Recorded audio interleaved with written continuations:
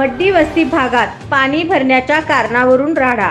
सोलापूर इथे पाण्याच्या कारणावरून मारहाण करत डोक्यात फरशीचा तुकडा घालून जखमी केल्याची घटना 6 एप्रिल रोजी सकाळी 8:30 वाजण्याच्या सुमारास मड्डी वस्ती भवानीपेठ येथे घडली।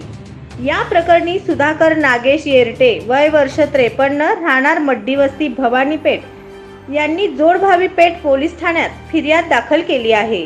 त्यांच्या फिर्यादीवरून शिवानंद येरटे, जगदेवी येरटे दोघे राहणार मड्डी वस्ती यांच्या विरुद्ध गुन्हा दाखल झाला आहे।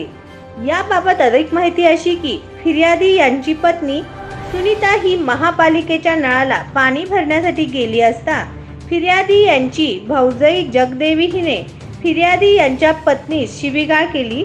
त्यावेळी शिवानंद हा येथे आला व फिर्यादी यांच्या पत्नीस यापुढे पाणी भरायचे नाही असे म्हणाला।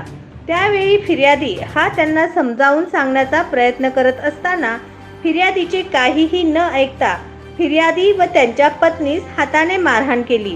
त्यानंतर मुलगा सुधाकर हा भांडण सोडवण्यासाठी मध्ये आला असता त्याला देखील शिवानंद याने फरशीचा तुकडा डोक्यात मारून जखमी केल्याचे फिर्यादीत म्हटले आहे। पुढील तपास पोलीस हेड कॉन्स्टेबल साळुंके हे करत आहेत।